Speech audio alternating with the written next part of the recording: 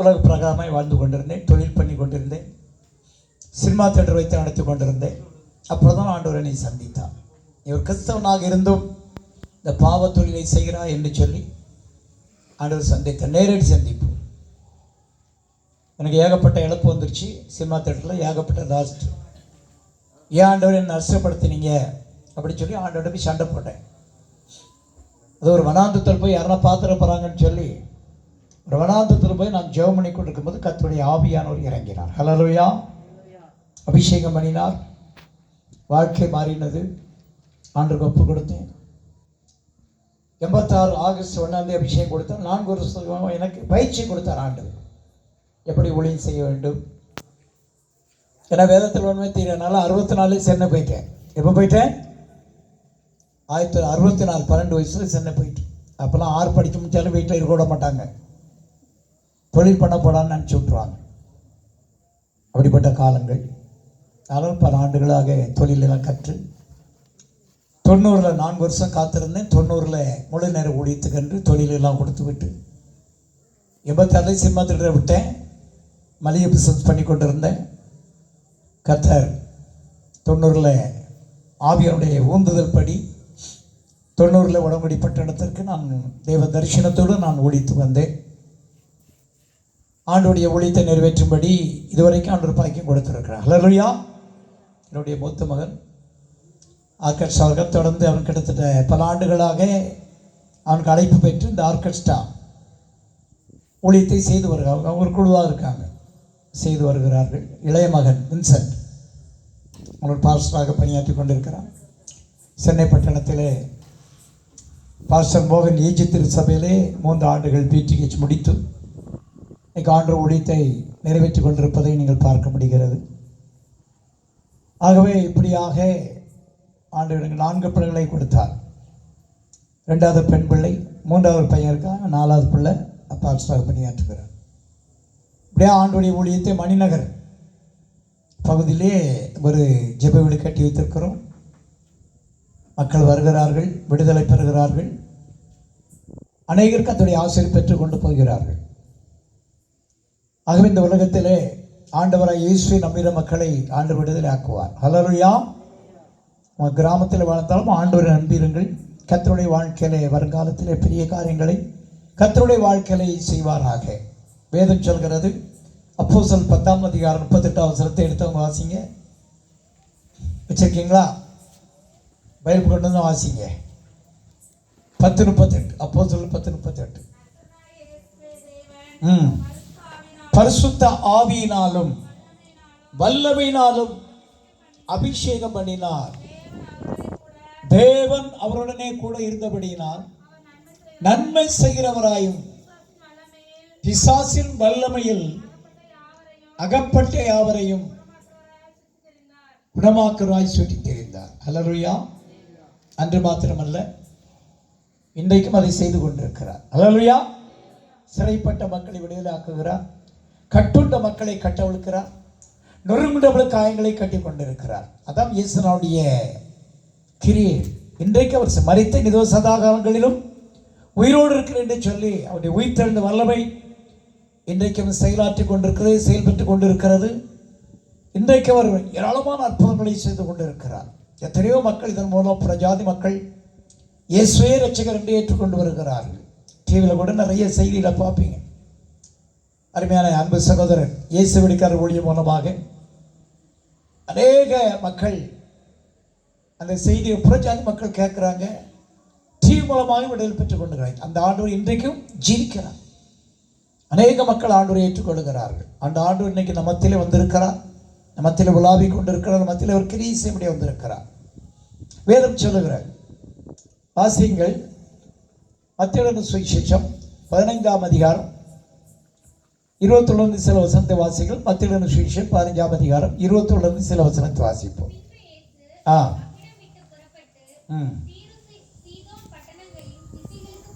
போனார். குடியிருக்கிற அவரிடத்தில் வந்து, ஆண்டவரே, தாவீதின் குமாரனே இறங்கும், பிசாசினால் கொடிய வேதனைப்படுகிறாள்.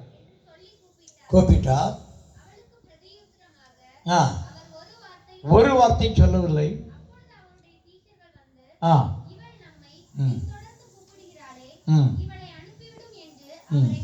வேண்டிக் கொண்டார்கள்.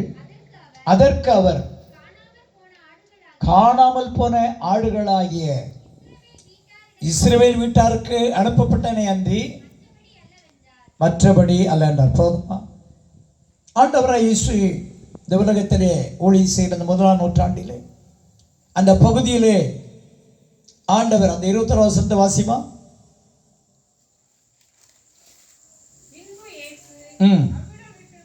அவ்விடம் விட்டு புறப்பட்டு போனார். அப்பொழுது அந்த திசைகளில் குடியிருக்கிற கானானிய ஸ்திரீ ஒருத்தி அவரிடத்திலே வந்து, ஆண்டவரே, தாவீதின் குமாரனே, எனக்கு இறங்கும். போதும் பாருங்க, இந்த பகுதியில் ஆண்டவராய் இயேசு வருகிறார்னு கேள்விப்பட்டு எங்கெல்லாமோ பார்த்துருப்பாங்க இல்லையா? நோய்க்கும் பாரு, பேய்க்கும் பாரு பார்த்துருப்பாங்க. பிரஜாதி மனுஷன்ல எங்கெங்கெல்லாம் போகணுமோ எல்லா இடத்துக்கும் போயிருப்பாங்க. பார்க்காத இடமே இருந்திருக்காது.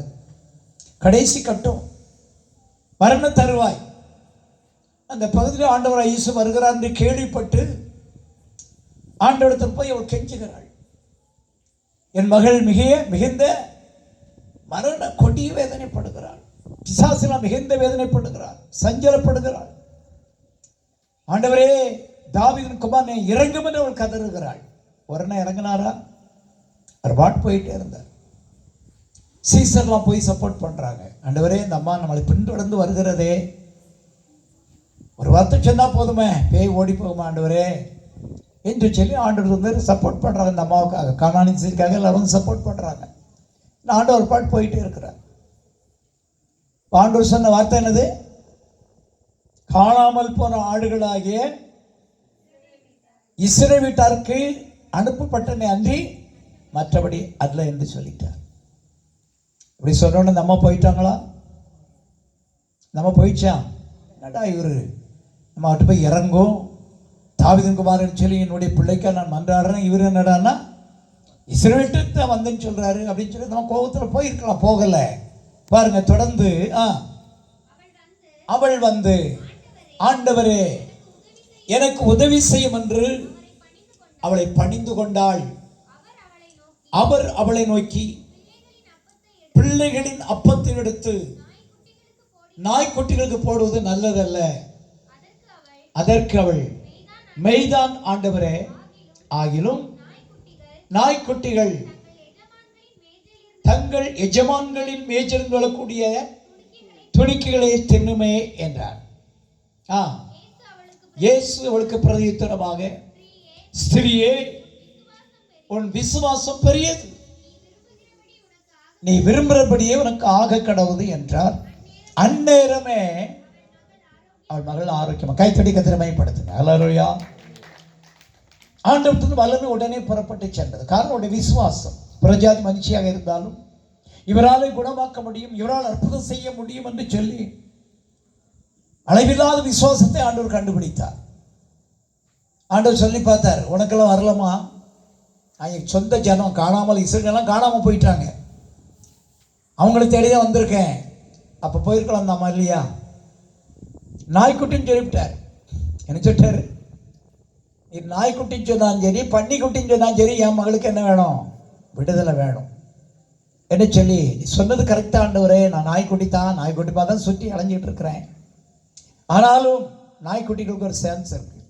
எஜமான்களின் மேய்ச்சி தொழக்கூடிய அந்த துணிக்கைகளை இந்த நாய்க்குட்டி தின்னமே என்று சொல்லிவிட்டார். ஆண்டவரால் திருப்பி பேச முடியல. அல்லேலூயா. நாய்க்குட்டி என்பதை ஒத்துக்கொண்டாள்.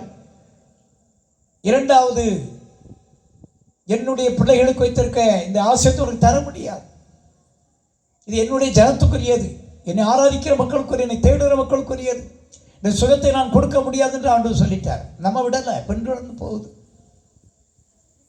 ஆனாலும் ஆண்டவர் எஜமான்களின் மேய்ச்சல் விழக்கூடிய துணிக்கைகளை நாய்க்குட்டி தன்மைன்னு சொல்லிவிட்டார். அல்லேலூயா. அப்படின்னா என்ன அர்த்தம்? நாய்க்குட்டிக்கு ஒரு சான்ஸ் இருக்கு, அப்படிதானே? நீர் வைத்திருக்க அந்த நல்ல ஆகாரத்தில் யாரு கொடுத்துரும்? விசுத்த ஜனம் கொடுத்துரும். ஆனால் எனக்கு ஒரு சான்ஸ் இருக்குது. நாய்க்குட்டிக்கு என்ன இருக்குது? எச்சி கீழே விழக்கூடிய எச்சி எனக்கு தவறும், அது போதும் அப்படின்னு சொல்லிட்டு உடனே ஆண்டவர் பார்த்தாரு. ஸ்திரியவன் விசுவாசம் பெரிது என்று சொன்னார். அந்நேரமே அவருடைய வல்லமை புறப்பட்டு போனது. அவள் ஆரோக்கியப்படதால் என்று சொல்லி பார்க்க. நம்முடைய வாழ்க்கையிலும் நம்ம ஆண்டவருடைய அற்புதத்தை பெற்றுக்கொள்ள வேண்டும் என்றால், விடுதலை பெற்றுக்கொள்ள வேண்டும் சொன்னால், தேவ சமூகத்தில் போய் நம்மை தாழ்த்தும் பொழுது அப்படியே கிருபை இறங்கி வந்துடும். அப்படியே கிருபை என்ன செய்யும்? இறங்கி வந்துடும். பாருங்க, ஒரு புறஜாதி மனுஷி, ஒரு கானானிய ஸ்திரீ ஆண்டவரை பின்தொடர்ந்து போய் நாய்க்குட்டி சொன்னாலும் போகலை. நான் உனக்காக வரலன்னு சொல்லி அவர் செய்யல, போகவே இல்லை. பாருங்க, எஜமானனே ஆண்டவர் எப்படி கனப்படுத்துகிற பாருங்க. என்ன சொல்றா? எஜமான என்ன அர்த்தம்? எல்லாவற்றையும் படைத்தவர், சிருஷ்டிகர், உண்டாக்கினவர், உருவாக்கினவர். ஆண்டவரை மகிமைப்படுத்த ஆரம்பித்து விட்டார். ஆண்டவரை துதிக்க ஆரம்பித்து விட்டார். உடனே கர்த்தர் மனதுருக ஆரம்பிவிட்டார். மனதுருகி இரக்கம் பாராட்டி அடுத்த வல்லமையை புறப்பட பண்ணினார். அப்பொழுது இந்த மகள் விடுதலை பெற்றுக்கொண்டாள். வேதம் சொல்லுகிறது, நசரேயனா இயேசுவை தேவன் பரிசுத்த ஆவியினாலும் வல்லமையினால் அபிஷேகம் பண்ணினார். தேவன் அவரோடு கூட இருந்தபடினால் நன்மை செய்கிறவராயும் பிசாசின் வல்லமையில் அகப்பட்ட யாவரையும் குணமாக்குறவராய் சுதைத்திருந்தார். இன்று வரைத்தான் அவர் செய்து கொண்டிருக்கிறார். திரளான மக்கள் விடுதலை பெற்றுக் கொண்டு வருகிறார்கள். பிசாசின் பிடியில் இருந்து தீராத வியாதிகள், கேன்சர் வியாதிகள், டாக்டர் முடியாதுன்னு சொல்லிடுவாங்க, கர்த்தர் முடிய பண்ணுவார். இன்றைக்கு அதை ஆண்டவர் செய்து கொண்டு இருக்கிறார். செய்கிறாரா செய்யலையா? செய்து கொண்டு இருக்கிறார். நாம் போகும்போது அநேக அற்புதங்களை ஆண்டவர் செய்கிறார். ஒரு முறை நான் இலங்கை தேசத்துக்கு போயிட்டு கொண்ட பொழுது, அந்த முதல் நாள் கூட்டத்தில் கேன்சர்னால் பாதிக்கப்பட்ட ஒரு சகோதரி வந்திருந்தாங்க. அப்போ ஆவியானவர் பேசினார். கேன்சர் கட்டியோட ஒரு சகோதரி வந்திருக்கீங்க, ஆண்டவர்களுக்கு விடுதலை கொடுப்பான்னு சொல்லி கூட்ட முடிவில் அவங்களுக்காக ஜெபம் போடுது. அந்த கட்டி கரைஞ்சி போயிடுச்சு. அல்லேலூயா. இப்படியெல்லாம் ஆண்டவர் கிரியை செய்கிறவராக இருக்கார். மறுநாள் பார்த்தீங்கன்னா ஏராளமான கூட்டம். அந்த அம்மா போய் சாட்சி கொடுத்து நிறைய மக்கள் வந்துட்டாங்க இலங்கை தேசத்தில். ஆனால் புத்தரை ஆராதிக்கிற மக்கள். இந்த அம்மா அந்த அற்புதத்தை பெற்ற பண்ணி அங்கே போய் சொல்லியிருக்காங்க, இந்த மாதிரி இந்தியாவிலேருந்து ஒருத்தர் வந்திருக்கிறாரு, ஆண்டவர் கிரியை செய்கிறாருன்னு சொன்ன உடனே திரளான மக்கள் எல்லாம் புத்திசாலிங்க வந்தாங்க. திரளான மக்கள் வந்தாங்க, விடுதலை பெற்றுக்கொண்டாங்க. பிசாசுகளை விடுதலை பெற்றுக்கொண்டார்கள். ஆண்டவரை நம்பி வருகிற மக்களுக்கு ஆண்டவர் இன்றைக்கு அற்புதங்களை செய்து கொண்டே இருக்கிறார். அல்லேலூயா. நம்முடைய வாழ்க்கையில் அப்படிப்பட்ட போராட்டங்கள் இருக்குமானால் இன்றைக்கும் ஆண்டவர் உங்களை விடுவித்து தான் அனுப்புவார், சும்மா அனுப்ப மாட்டார். ஆண்டவர்கிட்ட வந்தாங்களா யாராவது வெறுமையாக அனுப்புவாரா? சுகப்படுத்தி அனுப்புவார். உங்களுடைய சரீரத்தில் என்ன பலகீனம் இருக்கலாம், வியாதி இருக்கலாம், போராட்டம் இருக்கலாம், கட்டிகள் எதுவாக இருந்தாலும் ஆண்டவர் இந்த ராத்திரிலே உங்களை குணமாக்கி அனுப்புவார். அடுத்து இன்னொரு மனுஷனை பார்க்க போகிறோம். அவள் ஒரு பிரஜாதி மனுஷி, இவரும் ஒரு பிரஜாதி மனுஷன் தான். லூக்கா 8:35 அதிகாரம் 35 வாசிங்க.